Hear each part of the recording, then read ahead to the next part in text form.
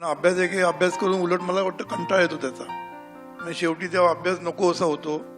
त्याच्यापेक्षा जरा व्हरायटी मिळाली आपल्याला तर ती खूप चांगलीच असते. इंजिनिअरिंगला गेला आणि त्याला कळलं हे आपल्या काम नाही, आपल्याला मेडिकलला गेलं पाहिजे. मग त्यांनी 1 वर्ष फुकट घालवलं आणि तो पुन्हा परीक्षेला बसला आणि त्यांनी मेडिकलला ऍडमिशन घेतली आणि तो MS ऑर्थोपेडिक सर्जन झाला. आता जे AI जे टूल आलेलं आहे त्याच्यामध्ये कोडिंग करता येतं, सगळं काही करता येतं, पण शेवटी ते माणसाला काही रिप्लेस करू शकणार नाही एवढं नक्की. आणि माणसं कमी लागतील एखादी त्या एरियामध्ये आणि नवीन जॉब्स क्रिएट होऊ शकतो. त्यामुळे आपल्याला आपलं अपग्रेड करत राहणं गरजेचं आहे. खूप काम केलं म्हणून स्ट्रेस येत नाही कधी, समजलं ना. पण काम केल्यानंतर आपण जर ते काय म्हणतात रिझल्ट कधी लक्ष ठेवलं तरच स्ट्रेस येतो. म्हणून ते कर्मण्येव अधिकारस्ते म्हणतात ना की कर्मावर लक्ष ठेवायचं. फळाची अपेक्षा म्हणजे फळाकडे लक्ष न द्यायचं, अटॅचमेंट नाही पाहिजे. No attachment to the result. मनाचं थकणं हे मनाचं दुखणं आहे. थकणं हे शरीराचं दुखणं नाहीये, मनाचं दुखणं आहे. मनाने आपण थकतो, शरीराने कधीच थकत नाही. दादा नमस्कार. गुणवंत विद्यार्थ्यांचा गुणगौरव सोहळा अनुभवायला आपण आज सगळेजण इथे आलो आहोत. इथे आल्यापासून आपण सर्वांनी अतिशय सुंदर असा गुणगौरव सोहळा अनुभवला. छान छान विद्यार्थ्यांचं कौतुक केलं, तोंड भरून कौतुक केलं आपण. आणि वेगवेगळ्या क्षेत्रात, म्हणजे एकाच नाही, आपल्याला माहीतही नसतात इतकी क्षेत्र असतात, आणि एवढ्या वेगवेगळ्या क्षेत्रातल्या मुलांचं आपण यश पाहिलं. जीवनविद्येच्या ज्ञानातून मिळालेलं यश आपण पाहिलं आणि त्यासाठी आपण त्यांचं कौतुक केलंय. प्रल्हाद दादा, ह्या सर्व इथे उपस्थित जी मुलं आहेत, विद्यार्थी आहेत, टीनेजर्स आहेत, युवा आहेत, ह्या सर्वांच्या वतीने इथे मी तुम्हाला काही प्रश्न विचारू इच्छिते. आणि हे सर्वांच्या वतीने प्रश्न आहेत आणि सर्वांना तुमचं मार्गदर्शन या प्रश्नावर मिळावं ही विनंती.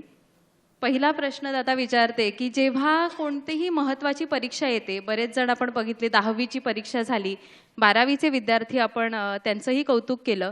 परीक्षा म्हटली आणि 10वीचं वर्ष 12वीचं वर्ष म्हटलं की आई वडिलांची तयारी मुलांच्या आधी सुरू होते आणि आई वडिलांची तयारी होते, आता हे बंद, आता ते बंद, टीव्ही नाही. म्हणजे आता एवढं नसेल पण पूर्वी काळी ते टीव्ही पण बंद करायचे, केबल काढून घ्यायचे, असं सगळं असायचं. तर अभ्यास खूप चांगला टॉपचा करायचा असेल, जशी जीवनविद्या आपल्याला शिकवते, टॉपचा अभ्यास करायचा असेल आणि खूप टॉपला जायचं असेल तर इतर सगळ्या गोष्टींचा त्याग करावा लागतो का? म्हणजे ह्याच्यामध्ये काही सुवर्ण मध्य साधता येतो का, हे विचारायचं. गुरु आणि माईंना नमस्कार करतो आणि इथे जमलेल्या सर्वांना माझा नमस्कार.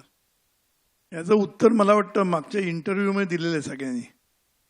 आता गौरी म्हणा किंवा ती दुसरी सगळ्यांची नावं मला माहीत नाही, पण सगळ्या गोष्टी करून सुद्धा त्यांनी चांगलं यश मिळवलं की नाही. ती दुसरी कोण नाव मला आठवत नाही, ती अनन्या. त्या अनन्याने सुद्धा गाण्याचं शौक केला पूर्ण, सगळं काही करून सुद्धा एकदम टॉप लेवलला मार्क मिळवले. तर मला वाटतं हेच उत्तर म्हटलं त्याच्यासाठी उत्तर आहे की कुठल्याही गोष्टीचा त्याग बंद करायची गरज नसते. जसं गौरीने सांगितलं की स्विच ऑन स्विच ऑफ करता आलं पाहिजे. म्हणजे एकदा एखादी गोष्ट घेतली की तिथे फोकस करता आला पाहिजे आणि आपल्या दुसऱ्या गोष्टी करता तेव्हा फोकस करता आला पाहिजे.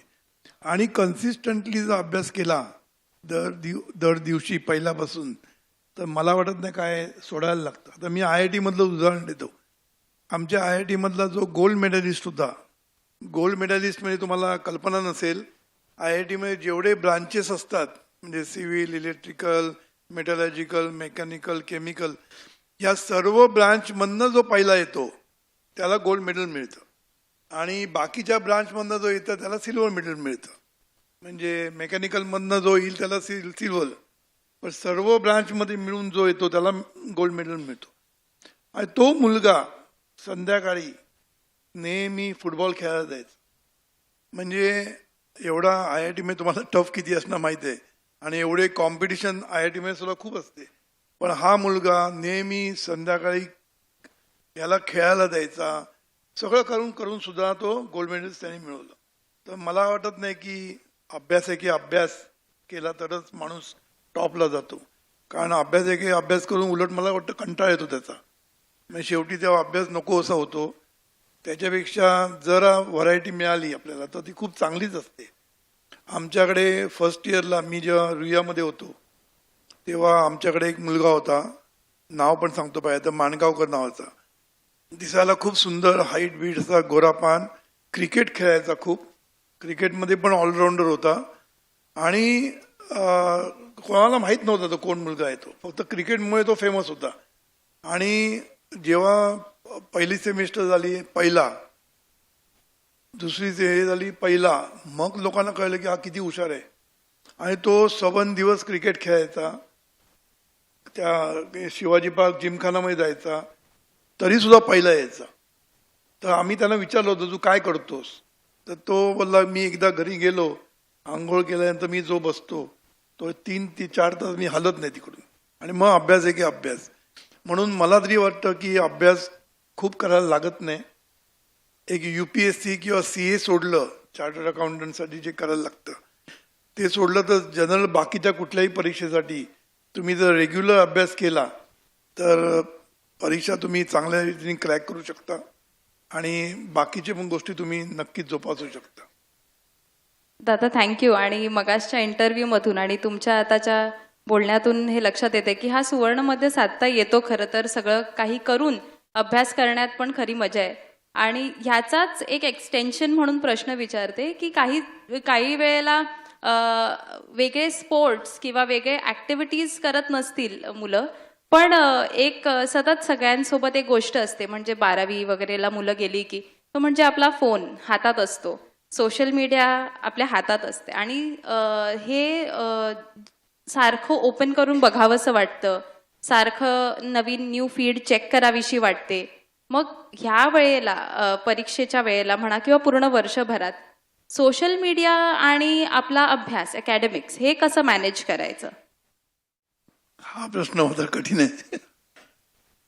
कारण सोशल मीडिया पासून लांब जाणं किंवा मुलांना लांब ठेवणं हे आता अशक्य झालेलं आहे. पण मला वाटतं ज्यांना अभ्यास करायचा असतो त्यांनी काही वेळ तो लांब ठेवता येतो. त्यांना अभ्यास करताना तो लांब ठेवून द्यायचा, नंतर तुम्ही बघू शकता. म्हणून मोबाईल किंवा त्याचं हँडलिंग आपण जर सिस्टमॅटिकली केलं की एकदम बंद पण नाही करता येत, कारण हल्ली सगळं मोबाईलवरच असतं. सगळा अभ्यास, शाळेतली सगळ्या गोष्टी त्यांना मोबाईलवरच मिळतात, नाही तर याच्यावर मिळतं. त्यामुळे मोबाईलशिवाय ते राहू शकणार नाही. पण मोबाईल जर जवळ घेऊन अभ्यास केला आणि प्रत्येक वेळेला टन झालं की बघितलं तर अभ्यास होणार नाही. आणि एवढं काय मला वाटत नाही. त्यांच्या लेवलला मेसेजेस खूप महत्वाचे असतात.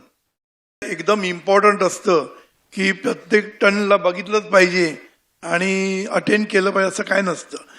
त्यामुळे त्यांचं जे सोशल मीडिया असतो ते त्यांचं फक्त एन्जॉयमेंट असते मेनली. बाकी अभ्यासासाठी जे वापरतात ती गोष्ट वेगळी, पण ती एन्जॉयमेंट काही पिरियड्समध्ये ठेवलं की बाबा काही 2 तास आम्ही ते केली मजा, पुन्हा अभ्यासाला बसले, तर ते आपल्याला मॅनेज करता येतं आणि तसंच करावं.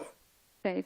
थँक्यू दादा. तुम्ही जसं आता म्हटलं की हेच सगळ्यात कठीण होऊन जातं. जर आपण अभ्यास करताना फोन शेजारी घेऊन बसलो तर ते प्रत्येक पिंग मागे आपलं मन विचलित होतं, आणि हे जे लांब ठेवायचं तर त्यावेळेला फोकस मोड मध्ये राहून जर आपण काही एक्झाम ज्या competitive like chartered accountant, scope is wide असतो, ओपन असतो.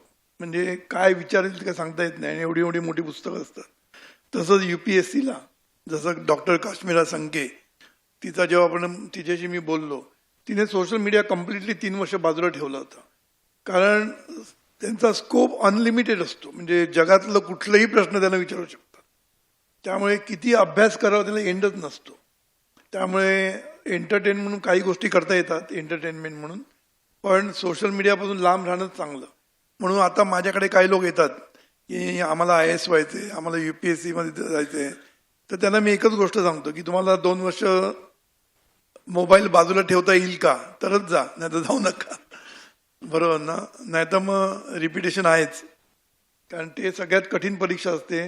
कारण शेवटपर्यंत गेल्या सापशिडी कशी असते, शेवटपर्यंत गेल्यानंतर साप गिळून पुन्हा खाली आणतो, तसं इकडे असतं. UPSCला नापास झालं की पुन्हा प्रिलिम पासून सुरू होतं. त्यामुळे अशा कठीण परिस्थितीला सोशल मीडियापासून लांब राहायला पाहिजे आणि सोशल मीडियाची काही गरज असते असं मला तरी वाटत नाही. थँक्यू दादा. आणि तुम्ही जसं म्हटलं तसं ते स्विच ऑफ करून ते डिजिटल डिटॉक्स करणं थोड्या वेळेसाठी अभ्यास करताना, आणि जेव्हा आपण महत्त्वाच्या परीक्षा जेव्हा देतो आणि जेव्हा डिमांड करतो तो करिक्युलम की तेवढा फोकस असला पाहिजे, त्यावेळेला हा digital detox, social media detox helpful आहे.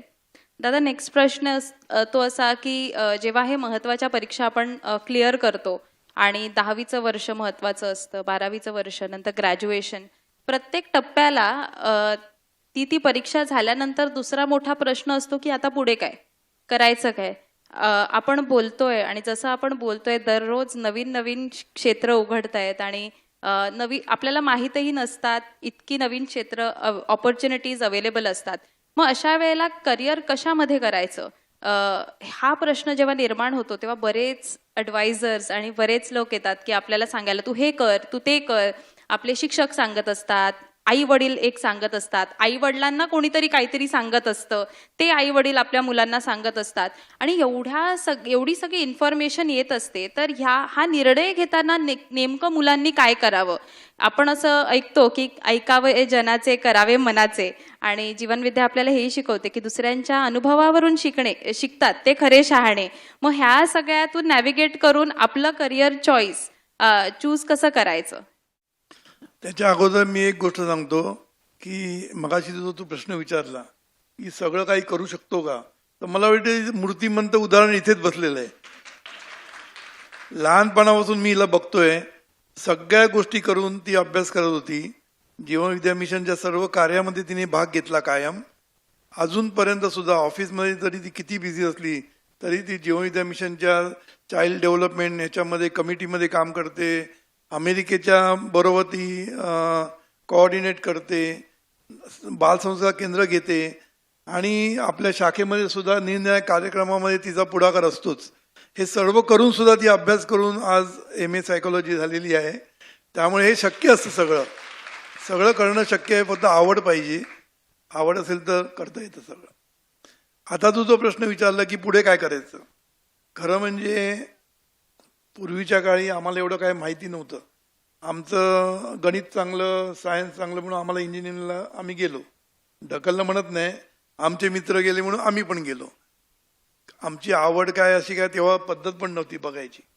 पण आता करिअर काउन्सिलिंग असतं, समजतं की तू कुठल्या ह्याच्यामध्ये ते आपण घेऊ शकतो. आणि दुसरी महत्त्वाची गोष्ट आपली कुठे आवड आहे ते.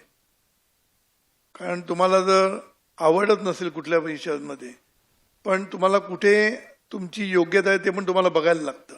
आता फॉर एक्झाम्पल सायन्सला जायचं नाही. आता आमच्या यशनी ठरवलं मी सायन्स नाही, मी कॉमर्स करणार. आता कॉमर्सला पुढे काय करायचं तो हळूहळू ठरवेल ना, कारण एकदम आता ठरवता येत नाही ना. पण या लेवलला निदान कॉमर्सला जायचं की सायन्सला जायचं की मेडिकलला जायचं, या सगळ्या गोष्टी आपण ठरवू शकतो आवडीप्रमाणे. आणि आवडीप्रमाणे योग्यता पण पाहिजे. कारण किती वाटलं डॉक्टर व्हावं तरीसुद्धा मेडिकलला जायचं म्हणजे किती मार्क मिळवायला लागतात हे माहीत आहे तुम्हाला. आणि खर्च पण खूप असतो. हा सगळा खर्च करून मेडिकल पास व्हायचं सोपं काम नाही आहे. त्यामुळे आपली योग्यता आपण बघायला पाहिजे आणि आवड बघायला पाहिजे. म्हणजे थोडक्यात तुम्ही म्हणताय की करिअर निवडत असताना आपलं कल कुठे आहे, आपली आवड काय आहे, आपली योग्यता किती आहे, आणि आणि हळूहळू कळतं ते, असं नाही अगदीच कळत नाही, 10वी मध्ये कळत नसेल, पण ॲज यू गो अहेड आपल्याला समजतं. आता माझाच मित्राची गोष्ट सांगतो. तेव्हाच्या काळात सुद्धा तो इंजिनिअरिंगला गेला आणि त्याला कळलं हे आपल्या काम नाही, आपल्याला मेडिकलला गेलं पाहिजे. मग त्यांनी 1 वर्ष फुकट घालवलं आणि तो पुन्हा परीक्षेला बसला आणि त्यांनी मेडिकलला ॲडमिशन घेतली आणि तो MS ऑर्थोपेडिक सर्जन झाला. 1 वर्ष त्यांनी ड्रॉप घेतला, म्हणजे सोडलं हे इंजिनिअरिंग आणि मेडिकलसाठी पुन्हा परीक्षा बसून एंट्रन्स एक्झाम मिळून तो पुढे गेला. त्यामुळे ज्या वेळेला आपल्याला कळतं त्यावेळेला सुद्धा यू कॅन स्विच ऑन. म्हणजे आपण आपली योग्यता आणि त्या क्षेत्रातलं ज्ञान घेऊन आपण कितपत करू शकतो या पद्धतीने आपण पुढे जावं. आणि जेव्हा वाटतंय की कदाचित हे निर्णय बरोबर नव्हता आणि दुसरा काहीतरी बरोबर आहे, तर लगेच आपण त्यावेळी मला माझ्या अनुभवानं सांगतो की जे लोक खरे अभ्यासू असतात, जे लोक स्वतःचा विचार करतात की मला पुढे काहीतरी करायचं आहे, त्यांना कळतं. आणि ज्यांना काहीच करायचं नसतं,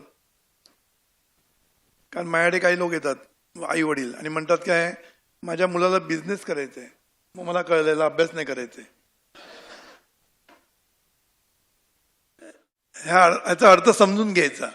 आई बापांना बिचारांना काय कळत नसतं, त्यांना बिझनेस म्हटलं की त्यांना वाटतं हा अंबानी होणार बहुतेक, पण ती थाप असते, त्याला अभ्यासात इंटरेस्ट नसतो. बिझनेस म्हटल्यानंतर तर माझ्याकडे घेऊन आलं, मी त्याला म्हणलं पहिला अभ्यास कर आणि मग बिझनेसचं बघूया आपण, समजलं ना. पण ह्या गोष्टी पुढे काय व्हायचं आहे ना, ज्यांना जो अभ्यास करतो, ज्यांना पुढे काहीतरी व्हायचं असतं ते बरोबर ठरवतात सगळे. आणि हल्लीची मुलं खूप स्मार्ट आहेत, इंटरनेटवरनं सगळ्या गोष्टींची माहिती घेतात की कुठे आपल्याला चान्स मिळू शकतो, कुठे जाता येतं, त्याप्रमाणे ते विचार करून पुढे जातातच. आता इथे काळेंची मुलगी बसलेली आहे, तिने सगळी माहिती घेऊन आता न्यूझीलंडला चालली आहे, ती MBA करायला ना. आणि अशा वेळी दादा तुम्ही पालकांना काय सांगाल, कारण मुलं जेव्हा एखाद्या नवीन क्षेत्राबद्दल बोलतात, कारण करिअर निवडत असताना आता अशी क्षेत्र असतात की पालकांना त्याची माहिती सुद्धा नसते. बऱ्याचदा अकॅडमिक्सच्या व्यतिरिक्त म्हणजे ई स्पोर्ट्स म्हणा, ब्लॉगिंग म्हणा किंवा इतर नवीन कॉन्टेंट क्रिएशन म्हणा, या सगळ्या गोष्टी मुलांना फार कराव्याशा वाटतात, ते पॅशनेटली करायचं असतं आणि त्यासाठी त्यांना भरपूर वेळ द्यायचा असतो. एखादा स्पोर्ट सुद्धा असू शकतो आणि त्यावेळेला पालकांना मनापासून वाटत असतं, त्यांची इच्छा असते की मला करता आलं नाही पण माझा मुलगा करेल किंवा डॉक्टर बनेल, इंजिनियर बनेल किंवा इतर काहीतरी. मग त्यावेळेला मुलांनी पालकांच्या अपेक्षा कशा मॅनेज कराव्यात आणि पालकांनी मुलांच्या इच्छा कशा मॅनेज कराव्यात? कठीण कठीण प्रश्न विचारते. खरं म्हणजे स्पोर्ट्समध्ये म्हणा किंवा बाकीचे जे गोष्टी आहेत, म्हणजे सिंगिंग म्हणा, याच्यामुळे जर तुम्हाला करिअर करायचं असेल तर एक गोष्ट मी माझ्या अनुभवाने सांगतो, एवढं सोपं नसतं. आज एवढी कॉम्पिटिशन आहे कुठल्याही ह्याच्यामध्ये, सिंगिंगमध्ये म्हणा, कुठेही कॉम्पिटिशन खूप आहे. त्यामुळे मोठमोठे कलाकार, म्हणजे मला माहिती आहे की त्यांना लिव्हिंगसाठी पैसा एवढा मिळत नाही. म्हणजे आपल्याला वाटतं खूप मोठे मोठे कलाकार आहेत, कारण मी आता रेकॉर्डिंग करून घेत होतो ना प्रार्थनेची निर्णय मोठमोठ्या कलाकारांकडनं, तेव्हा मला काही गोष्टी कळून आल्या की ह्यांना ऑर्डर्स मिळत नाही, एवढ्या सोपं नसतं. कारण किती मोठा कला असे मोठे कलाकार खूप आहेत ना, आणि नवीन नवीन उभरते कलाकार पण खूप असतात, त्यांना पण कमी पैशामध्ये त्यांना तो चान्स देता येतो. त्यामुळे कुठलंही क्षेत्र शेवटी एक लिमिट असतंच. त्यामुळे लिव्हिंग होणं खूप गरजेचं आहे. आपल्याला लिव्हिंगसाठी पैसा मिळवणं, कारण सद्गुरू काय म्हणतात की प्रपंच चालायचा तर पैसा पाहिजेच, बरोबर की नाही. त्यामुळे कुठलंही स्पोर्ट्स म्हणा किंवा कुठलंही करिअर करायचं असेल तेव्हा आपल्याला लिव्हिंगचा विचार करायला लागतो की ह्याच्यातनं आपल्याला अर्निंग कसं होईल, बरोबर की नाही. त्यामुळे मी असं नेहमी सांगत असतो की समजा एखाद्या माणसाला स्पोर्ट्समध्ये जायचं असेल तर स्पोर्ट्सच्या अलाइड कुठला बिझनेस करता येईल त्या दृष्टीने जर त्यांनी नॉलेज घेतलं तर उद्या सिंगिंगमध्ये जर समजा कमी असेल तर तो त्या बिझनेसमध्ये पुढे जाऊ शकतो, कारण त्याला त्याच्यामध्ये पॅशन असते. म्हणजे एखाद्या स्पोर्ट्समध्ये मी नेहमी गावस्करचं उदाहरण देतो की गावस्करनी MA इन इंग्लिश करून ठेवलं होतं अगोदरच. त्यामुळे तो जेव्हा क्रिकेटमधनं बाहेर आला, कारण ही सगळी करिअर थोड्या वर्षासाठीच असतात, सिनेमाची म्हणा कुठलीही एक थोडे वर्ष असतं, त्याच्यानंतर त्यांना कोण विचारत नसतं. त्यामुळे पुढे काय करायचा हा नेहमी प्रश्न असतो. त्यामुळे पुढे काहीतरी करण्यासाठी आपल्याकडे एक दुसरा प्लॅन तयार असला पाहिजे, हे मला नेहमी वाटतं. आणि आपली जी इच्छा आहे, समजा स्पोर्ट्समध्ये असेल तर स्पोर्ट्समध्ये सुद्धा बिझनेस करता येतो, सिंगिंगमध्ये सुद्धा बिझनेस करता येतो, केवढ्या तरी आपण अपॉर्च्युनिटी असतात. तर त्याचा विचार करून आपण आपलं शिक्षण पण केलं पाहिजे आणि आपल्या ह्याच्यामध्ये सुद्धा पुढे जायला पाहिजे. नाहीतर एक वेळ अशी येते की पुढे काय करायचा हा प्रश्न पडतो. आम्ही बघितलेत काही काही क्रिकेटर नंतर कोण त्यांना विचारत नाही, कारण त्यांच्याकडे प्लॅन बीच नव्हता पुढे काय करायचं आहे. म्हणून शिक्षण हे खूप महत्त्वाचं आहे. आणि शिक्षण असं घ्या की जेणेकरून तुम्ही तुमच्या आवडत्या ह्याच्यामध्ये बिझनेस पण करू शकाल किंवा पुढे त्याचं अर्निंगसाठी काहीतरी करू शकाल. तर त्याचा पण विचार करणं गरजेचं आहे. नुसतं मला स्पोर्ट्स आवडतं म्हणून स्पोर्ट्समध्ये गेला तर पुढे जाणं एवढं सोपं पण नसतं. आज बघा ना किती एखादा एवढं टॉप लेवलचे क्रिकेटर सुद्धा त्यांना बाजूला केलं जातं, दुसरे पुढे जातात. त्यामुळे हे सगळं लिमिटेड करिअर असतं. त्यामुळे ते लिमिटेड करिअर नंतर पुढे काय करता येईल याचा अगोदरच विचार करून त्याप्रमाणे शिक्षण घेणं, आपली योग्यता बघून त्याप्रमाणे केलं. जसं गावस्करनी केलं. गावस्कर रिटायर होऊन किती वर्ष झाले तरी आज तो मोठ्या प्रमाणात कमवतोय, कारण इंग्लिशवर प्रभुत्व होतं त्याचं.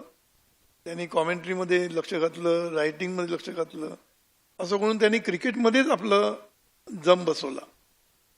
आणि त्याच्याबरोबर विश्वनाथ त्याच्याबरोबरचा होता, एवढा मोठा प्लेअर होता, पण त्याचं नाव पण आपल्याला माहीत नाही आता. He is not non anybody. त्यामुळे स्पोर्ट्समध्ये जायचं असेल तरी सुद्धा पुढला विचार केला गेला पाहिजे की स्पोर्ट्स हे लिमिटेड आहे टाईमप्रमाणे, कळलं की नाही. थँक्यू दादा. 2 महत्त्वाचे मुद्दे तुम्ही सांगितलात. एक तर की असे क्रिएटिव्ह स्ट्रीम्स असतात त्याच्यामध्ये यश मिळणं ह्या मल्टिपल फॅक्टर्सवर अवलंबून असतं आणि ते जरी टॉपला गेलं तरी त्याला लिमिटेशन्स असतात. काही कालावधी असते, लिमिटेशन असते. नवीन नवीन येत असतात ना. राईट. आता बघ ना, गौरीला हे मिळते पार्श्वगायिका म्हणून, हो की नाही. तर असे नवीन नवीन लोक येत असतात पुढे. त्यामुळे जुन्या लोकांना जास्त पैसे देऊन किती वर्ष बघणार, ते नवीन लोकांना पण घेतात.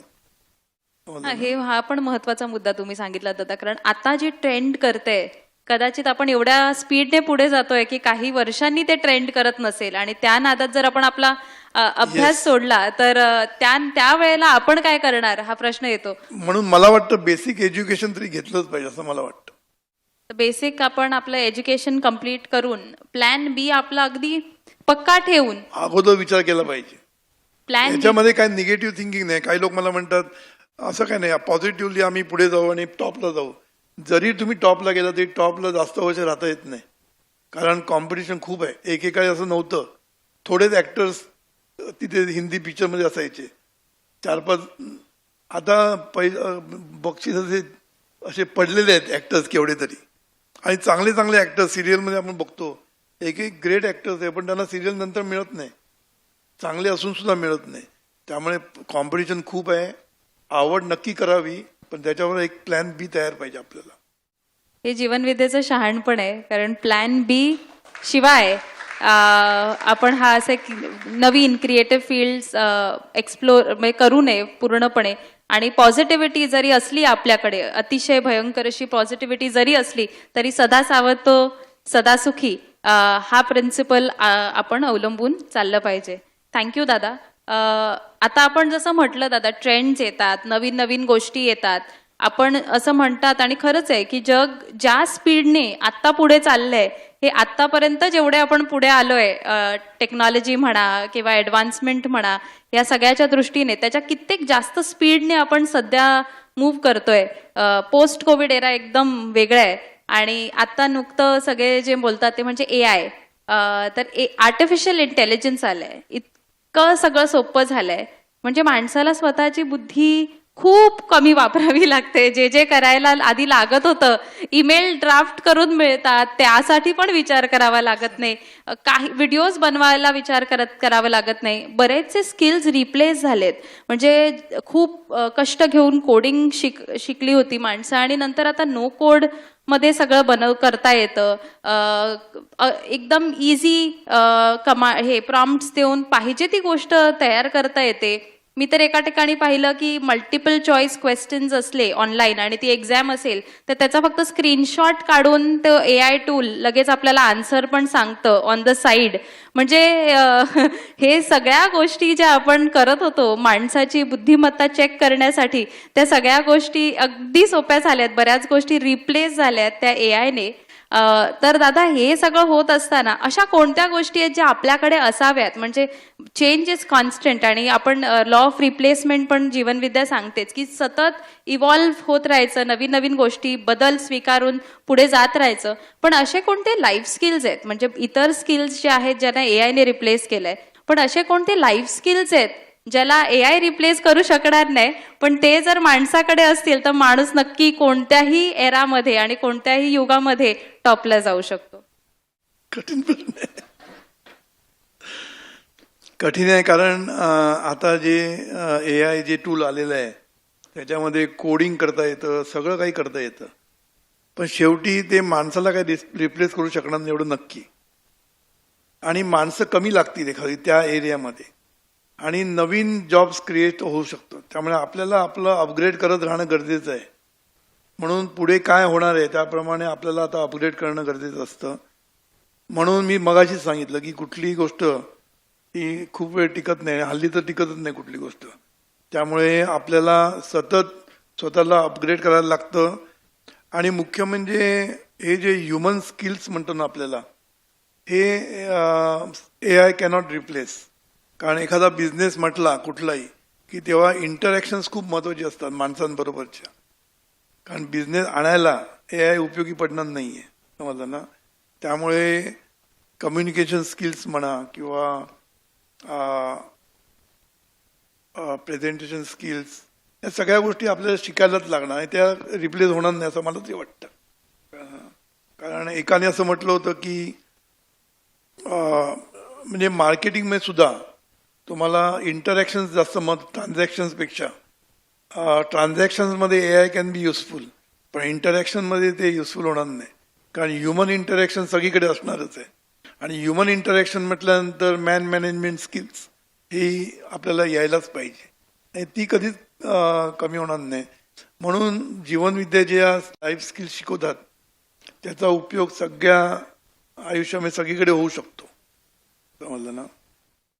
तर जीवनविद्येचे जे आपण लाईफ स्किल्स शिकतो, इंटरपर्सनल स्किल्स, तर हे एक लक्षात आले दादा की तुम्ही आता जसं म्हटलं की कोविडमध्ये सर्वांनाच सवय लागली ऑनलाईन मीटिंग्स करण्याची, व्हर्च्युअल मीटिंग्स करण्याची. आणि असं लक्षात आलं की भेटून मीटिंग्स करत होतो तेव्हा दिवसाला 2-3 मीटिंग्स होत होत्या, पण आता व्हर्च्युअल मीटिंग्स झाल्यामुळे दिवसाला 10 मीटिंग्स होतात, कधी कधी त्याहून जास्त मीटिंग्स होतात. आपण एका मीटिंगमधून दुसऱ्या मीटिंगमध्ये एंड करत असतो. जग फास्ट झालंय, पण तरी सुद्धा ह्या जगामध्ये जेव्हा आपण इन पर्सन जाऊन एखाद्याला भेटतो त्यावेळेला जो कनेक्ट बनतो तो फार वेगळा असतो. तो कोणत्याच ऑनलाईन फरक मीटिंग. असतोच ना. आता मी अमेरिकेहून व्हिडिओ कॉल केले आणि शेवटी इथे येऊन भेटलो, याच्यामध्ये फरक असतोच ना. कारण दर शुक्रवारी मी ऑफिसमध्ये स्क्रीनवर दिसायचो, पण त्यात मजा नव्हती. मी परवा शुक्रवारी सगळ्यांना भेटलो तेव्हा जी मजा असते ती तुम्हाला तशी येत नाही. एक्झॅक्टली. त्यामुळे इवन वर्क फ्रॉम होम वे सगळ्या गोष्टी लोकांना कंटाळा आलेल्या आता, कारण इंटरॅक्शनच नाही ना. आता अमेरिकेमध्ये सगळेजण म्हणतात की आम्हाला असं वेड्यासारखं होत आहे की रोज घरी बसायचंय, 7 दिवस घरीच आणि 7 दिवस काम करत राहायचंय आणि कुठेच इंटरॅक्शनच होत नाहीये. त्यामुळे ह्युमन इंटरॅक्शन खूप महत्वाचं आहे. आणि ह्युमन इंटरॅक्शनमध्ये जी स्किल्स लागतात ती आपली जीवनविद्या शिकवते, समजलं ना. तर ती स्किल्स आपण डेव्हलप केली पाहिजे. कारण शेवटी इमोशन्सला खूप महत्वाचं असतं. नुसतं ट्रान्झॅक्शन होऊ शकत नाही कधीच. एकदा एकाने म्हटलं होतं, मी कुठलं तरी एक वाचत होतो, त्याने काय म्हटलं होतं की तुमचे कुठल्याही डील्स असतात ना, business deals, they are not काय म्हणतात, they are only sign in the conference room, but त्या फिक्स होतात बाहेरच. बाहेर म्हणजे कुठे, तुम्ही त्यांना बाहेर कसं वागवता, त्यांना कसं ट्रीटमेंट देता, त्यांना कसं तुम्ही रिस्पेक्ट देता, याच्यावर खूप अवलंबून असतं, हो ना. मग त्याने असं उदाहरण दिलं होतं की त्याचे वडील म्हणत होते की कुठलाही कस्टमर जेव्हा येतो, महत्वाचे कस्टमर येतात, तेव्हा तुम्ही त्यांना रिसीव्ह केलं पाहिजे, त्यांना आपल्या कलिग्स बरोबर त्यांची इंट्रोड्यूस केलं पाहिजे. आणि हे जे तुम्ही त्यांना करताना त्याच्यानंतर कॉन्फरन्स रूममध्ये तुम्ही घेऊन येता, त्यामुळे त्यांच्या लक्षात राहतं या सगळ्या गोष्टी, हाऊ यू ट्रीट देम, खरं ना. कारण अशा एक लक्षात ठेवायचं की तुम्ही काय बोलला आणि तुम्ही काय केलं हे लक्षात नाही राहत.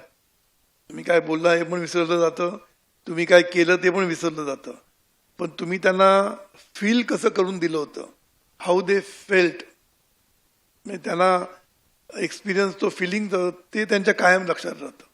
म्हणून शेवटी ह्या गोष्टी करण्यासाठी AI उपयोगी पडणार नाहीये. त्यामुळे बिझनेस करायचा असेल तर तुम्हाला बाकीच्या स्किल्स सगळ्या लागणारच आहेत.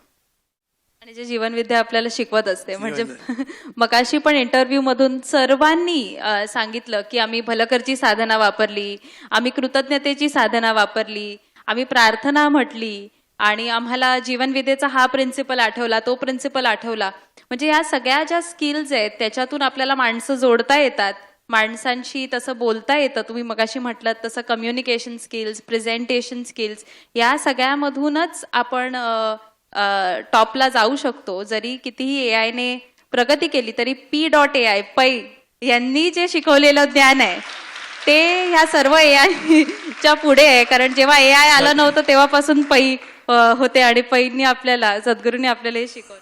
सगळीकडे पै येतातच नाही. AI मध्ये सुद्धा PAI आहे. ऍप मध्ये आप्पा येतो.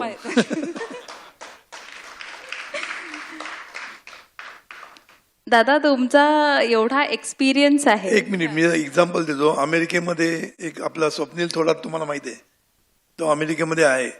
तर तो MS करतोय. तर त्याला कुठलं तरी इंटर्नशिप की काहीतरी होती आणि त्याला काहीतरी जॉब पाहिजे होता. आणि सगळ्यांनी सांगितलं तुला जॉब मिळणं कठीण आहे, कारण रिसेशन आहे, आता मिळत नाही, आणि फर्स्ट इयरला तर मुळीच मिळणं शक्य नाही तुला. सगळ्यांनी त्याला सांगितलं की मिळणं शक्य नाही म्हणून. त्यांनी भलकाची साधना आणि आपला अभ्यास हे केलं. त्याला 3 ठिकाणी मिळालं. त्याच्यात सिलेक्ट केलं त्याने एक कुठलं तरी. म्हणजे ही स्किल आपण जे देतो ना, ही स्किल खूप उपयोगी पडते लोकांना. आणि अमेरिकेतलं सगळे लोक वापरत आहेत ही खूप मोठ्या प्रमाणात. कारण व्हिसापासून ते जॉबपर्यंत सगळीकडे ह्या गोष्टी त्या वापरताय, त्यांना फायदा होतोय. खरं तर ही दादा वापरणाऱ्याची पण कौशल्य आहे की जीवनविद्येने शिकवलेले प्रिन्सिपल्स आणि साधना वापरायच्या कशा. आणि मगाशी आपण जे इंटरव्ह्यूज पाहिले ते खरं ते अप्लाइड जीवनविद्येचे मिरॅकल्स होते. दादा अजून प्रश्न विचारायचा आहे तो म्हणजे तुम्ही आता जसं म्हटलं इतक्या लोकांना तुम्ही भेटता, इतक्या लोकांशी तुम्ही सतत बोलत असता आणि मग ते प्रत्येक वेगवेगळ्या वयोगटाचे असतील. पण आजचा हा विशेष कार्यक्रम त्या अनुषंगाने हा जो एज ग्रुप आहे टीनेजर्स 13 सुरू झालं की आपलं हे टीन एज सुरू होतं आणि ह्या वयाची जी मुलं आहेत त्यांच्या इंटरॅक्शन्समधून तुमच्या मते अशा कोणत्या गोष्टी आहेत ज्या ह्या आपल्या युवांच्या किंवा टीनेजर्सच्या चुका होत असतात पण त्यांना कळत नाही, पण तुम्ही जेव्हा त्यांच्याशी बोलता त्याच्यातून तुम्हाला लक्षात आले? तर टीनेजर म्हटल्यानंतर त्याच्यामध्ये भाग आहेत. जे लोक कमिटेड आहेत आपल्या त्यांचं वेगळं पडतं, आणि जे बिंदास म्हणतात ना होईल ते बघू असं असणारे सुद्धा काही लोक आहेत. त्यामुळे त्यांचा आपण पहिला विचार करूया नको. पण हल्लीचे टीनेजर खूप स्मार्ट आहेत, हुशार आहेत, आणि त्यांना खूप स्कोप आहे सगळ्या गोष्टी करण्याचा. म्हणजे एवढ्या अवेलेबल आहे सगळ्या गोष्टी की तुम्हाला जर करायचं ठरवलं तर तुम्ही कुठेही काम करू शकता. त्यामुळे टीनेजरला स्कोप खूप आहे आता. आमच्या काळी काय नव्हतं. आमच्याकडे ठरलेलं इंजिनियर हो, हे कर, नोकरीला लाग, याच्याशिवाय काही नव्हतं. पण आता एवढ्या फॅसिलिटीज त्यांना अवेलेबल आहेत. फक्त त्या वापरण्याची तयारी पाहिजे. अमेरिकेत तर आपले विश्वास देशपांडे आपले जे पुण्याचे आहेत त्यांचा नातू आज 11वी आहे आणि त्याला प्लेन चालवण्याचं शिक्षण मिळालंय. त्याला लायसन्स मिळालंय छोटं प्लेन चालवण्याचं, आणि त्यांनी उडवलंय. 40 तास त्यांनी त्याचं करून त्यांनी लायसन्स मिळवलेलं आहे. आता 11वी असताना प्लेन उडवता येणं, आणि प्लस अभ्यास करतोच आहे तो, प्लस त्याला एरोनॉटिकलमध्ये पुढे जायचं आहे. त्यामुळे त्यांनी मग एरोनॉटिकलसाठी त्यांनी प्रोजेक्ट्स निर्माण केले ते स्वतः नवीन नवीन आयडिया घेऊन. तर त्याला नासाला कॉम्पिटिशनमध्ये बोलवलं आणि त्यांच्या ग्रुपला हे मिळालं, अवॉर्ड मिळालं. आता जसं अमेरिकेमध्ये तसं इंडियामध्ये सुद्धा खूप अवेलेबल आहेत. ज्यांना करायचं असेल ना त्यांच्यासाठी खूप काही आहे. आमच्या वेळेला एवढं नव्हतं. आम्ही टीनेजर म्हणजे आम्ही अभ्यास आहे की अभ्यास, नाही तर जास्तीत जास्त खेळ, याच्या पुढे काय नव्हतं. पण आता खूप गोष्टी अवेलेबल आहेत लोकांना, तर त्याचा फायदा टीनेजर घेऊ शकतात. घेणारे घेतात, नाही घेणारे प्रेम करतात. टीन आलं की त्यांना वाटतं आता प्रेम करण्याचा वेळ आल्याचं वाटतं त्यांना, आणि मग फसतात. त्याच्यावर मी बोलायला लागलो तर खूप बोलेन मी, कारण माझ्याकडे जेवढ्या काउन्सिलिंग केसेस येतात सगळे लव्ह मॅरेजवाले असतात. मग त्यांना मी एकच प्रश्न विचारतो, मग लव्ह करून काय केलं? तेव्हा कळलं नाही का? नाही, तेव्हा लक्षात नाही आलं म्हणतात.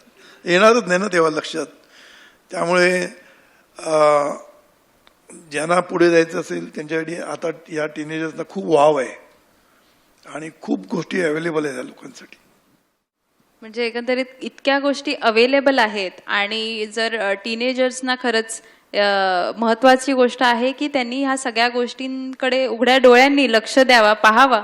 खरं तर मगाशी तुम्ही म्हटलात तसं सोशल मीडिया आणि इतकं सोशल मीडिया एवढा डिमांड करतं आपलं अटेन्शन आणि एवढा वेळ कधीतरी त्याच सोशल मीडियामधून आपल्याला ह्या सगळ्या गोष्टींचं दर्शन होतं. म्हणजे हे नवीन नवीन ज्या गोष्टी आहेत आणि ऑपॉर्च्युनिटीज आहेत, पण कधी कधी हेच सोशल मीडिया आपल्याला ह्या सगळ्यापासून लांब कोणत्या तरी भलत्याच गोष्टीमध्ये एंगेज करून सोडतं. ते सांगतो ना की ज्यांना पुढे जायचं ते बरोबर करतात आणि सगळ्या गोष्टी अवेलेबल आहेत इंटरनेटमध्ये. आणि लोक एवढं म्हणजे लोकांना सवय झाली आहे की सगळ्या गोष्टी गुगलवर जाऊन शोधायची. त्यामुळे तुम्ही जर शोधलं तर तुम्हाला भरपूर गोष्टी समजतात त्याच्यावर. राईट दादा. आणि आपल्या जीवनविद्येत खरंच इतके उदाहरणं आहेत. मगाशी आपण ऐकली आणि आपला सोहम सुकटणकर त्याचं सुद्धा ते उदाहरण आहे की त्याची 10वी-12वी झाल्यावर तो आपले डॉक्टर विद्याधर लाड यांच्यासोबत तो इंटर्नशिप करत होता, कारण त्याला सर्जन व्हायचंय. पण ह्या वयात त्याने त्याची सुरुवात केली होती. म्हणजे अगदी वाट न पाहता मला जे अचीव्ह करायचंय त्यासाठी अगोदरच वाटचाल करणं. आणि कोणतंही म्हणजे मुलं कोणत्याच गोष्टीसाठी कधी लहान नसतात. आपल्याला जे पुढे करायचंय त्याची आपण कधीही सुरुवात करूच शकतो. हे आपल्याला मी शिकवून आता देतात. अमेरिकेला गेलो होतो ना, मी या सगळ्या टीनेजर्सना म्हणजे आपलेच मुलं तिथे जाऊन MS करतायत, तर त्यांचं मी लाईफ बघितलं तर सोपं नाही त्यांचं लाईफ. म्हणजे ते फॉरेनला जाऊन आपल्याला वाटतं इथे मजा वाटते, तिकडे गाडीतनं फिरता पण एवढं सोपं नाही लाईफ. एवढं ते त्यांना करायला लागतं टॉपला जायला पाहिजे असेल तर. आता तू सोहम सुकटणकरचं नाव घेतलं, तशी तिथे मुलं आपली बरीच आहेत की ती आयव्ही लीगच्या युनिव्हर्सिटीमध्ये जात आहेत. सोहमसारखे, सोहमला हार्वर्डमध्ये ॲडमिशन मिळाली आणि त्यांनी विद्याधर लाडला सांगून इथे शॅडोविंग केलं. तसं बरेच लोक आहेत आपले तिकडे. रेश्मा खैरनारचा मुलगा पण, त्यांनी पण शॅडोविंग केलं. 1 वर्षाची कोर्सेस करतात. म्हणजे तिथे आहे ना नुसतं अभ्यास करून पुढे जात नाहीत लोक, बाकीच्या गोष्टी खूप करायला लागतात, त्याशिवाय ॲडमिशन देत नाही. ह्या ज्या टॉप युनिव्हर्सिटीज आहेत ना त्यांना एसेज लिहून मागतात, निरनिराळ्या विषयावरचे एसेज मागतात, त्यांना एसेज लिहून द्यायला लागतात, काय काय करायला लागतं तेव्हा त्यांना ती ॲडमिशन मिळते. एवढं सोपं नाही आहे. त्यामुळे आपली मुलं तिकडे जाऊन, आपली दीक्षा खाडे ती राईस युनिव्हर्सिटीमध्ये गेली आहे, दुसरे स्टॅनफोर्डमध्ये गेलेत आपली काही लोक. त्यामुळे हे सगळे आयव्ही लीगमध्ये गेलेले आहेत आणि त्याच्यासाठी त्यांना जे करतात ना, कष्ट घेतात, ते खूप वाखाणण्यासारखं आहे खरं म्हणजे. दादा खरं. आणि खरं तर दादा माझ्या एक्सपिरियन्समधून मला एक वाटतं की बऱ्याचशा ह्या गोष्टी आपण जेव्हा एंगेज होतो, नवीन नवीन गोष्टी ट्राय करतो, आपल्याला जेव्हा सुट्टी असते त्यावेळेत आपण किंवा इतर अभ्यास सोडून शाळा सोडून इतर वेळेत आपण जे एक्सपिरियन्सेस गोळा करतो त्याच्यातून आपल्याला खूप काही शिकवून जातं त्या सगळ्या गोष्टी. आणि आयव्ही लीगमध्ये किंवा कोणत्याही युनिव्हर्सिटीजमध्ये आपल्याला एसे आपण लिहितो तेव्हा ॲज अ पर्सन आणि आपण काय काय एक्सपिरियन्सेस आतापर्यंत अनुभवलेत आणि काय काय शिकलोय हे सांगणं खूप महत्वाचं असतं. फक्त अभ्यास एके अभ्यास नाही, तर त्याच्या व्यतिरिक्त आपण अभ्यास नाहीच, म्हणजे अभ्यासात टॉप मार्क मिळालेच पाहिजे. आणि त्याच्या व्यतिरिक्त आता सोहम सुकटणकर स्पेलिंग बी चॅम्पियन झाला, आता तो जज म्हणून जातो, तो लोकांना ट्रेन म्हणून जातो. त्यांनी ट्रेनिंग केलेला माणूस आता चॅम्पियन झालेला आहे. म्हणजे या सगळ्या गोष्टी करून त्यांनी एक पुस्तक पण लिहिलं आसाममध्ये जाऊन. त्यांनी त्या एंडेंजर लँग्वेजेस ज्याला म्हणतात की जी लँग्वेज आता अस्तित्वात नाही आहे, तर त्याच्यावर त्यांनी स्टडी करून त्यांनी एक पुस्तक लिहिलं. प्लस त्यांनी या सगळ्या गोष्टी केल्या.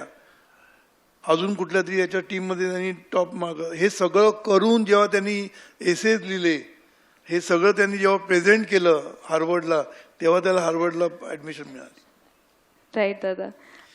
आणि दादा हे एक मला सांगावंसं वाटतं की हे जे बऱ्याच गोष्टी कदाचित अमेरिकेमध्ये मुलं खूप हे करत असतात, इथे इंडियामध्ये जीवनविद्येच्या कार्यातून सुद्धा आपल्याला एवढी संधी असते. म्हणजे ज्या कोणत्या क्षेत्रात आपल्याला आवड आहे त्या क्षेत्रातलं कार्य जीवनविद्येत आपल्याला करण्याची शक्यता असते. गौरीचं उदाहरण बघ ना, गौरी लहानपणापासून गायची, तिला प्लॅटफॉर्म मिळाला लहानपणापासून आणि तिथून ती मोठी मोठी आज चॅम्पियन झाली. अगदी दादा. आपल्या सगळ्या स्किल्स, आपले सगळे टॅलेंट्स आपल्याला वापरायचे असतील आणि ते ब्रशअप करायचे असतील तर जीवनविद्या हा उत्तम प्लॅटफॉर्म आहे असं मला कायम वाटतं. कारण मुलं जेव्हा कॉलेजमध्ये जातात तेव्हा प्रत्येक कॉलेजचा एक मोठा फेस्ट असतो आणि त्या मोठ्या फेस्टमध्ये काम करणारे जी मुलं असतात त्यांना खूप रेकग्निशन मिळतं. आणि खरं तर दादा इंटरव्ह्यूला पण जातात ना ती मुलं आणि लिहितात की मी या फेस्टमध्ये ह्या पदावर काम केलंय, त्यावेळेला त्या मुलांना तेवढा प्रेफरन्स दिला जातो वेगवेगळ्या कंपनीजमध्ये. मला असं वाटतं असेच कितीतरी इव्हेंट्स आणि फेस्ट्स आपण जीवनविद्येच्या मार्फत करत असतो वर्षभरात. आपण एवढे मोठे मोठे इव्हेंट करतो की नाही, त्याच्यामध्ये आपली टीम, इव्हेंट मॅनेजमेंट म्हणजे आपली टीम असते, त्यांना एवढा एक्सपिरियन्स मिळतो की त्या अनुभवातनं ते कुठेही मोठ्या त्यांना फायदा होऊ शकतो. तुझंच बघ ना, तुला किती फायदा झाला. तुझं कंपनी नाव काय? Best place to work, great place to work. ही ग्रेट प्लेस टू वर्क कंपनीमध्ये काम करते आणि तिथे आतापर्यंत तिने हे जे असं बोलण्या चान्स मिळाला सगळीकडे, कारण तिने इतकी निवेदनं केली आहेत, इतकं तिने जीवनविद्येच्या प्लॅटफॉर्मवर काम केलेलं आहे, त्याचा उपयोग तिला इतका होतोय तिकडे का she has become very successful in her career नाव. ऍब्सोल्युटली दादा, total credit goes to Jeevanvidya. आणि म्हणजे त्यांचे सीईओ तिला विचारतात की तू एक कुठे शिकली म्हणून. अगदी दादा.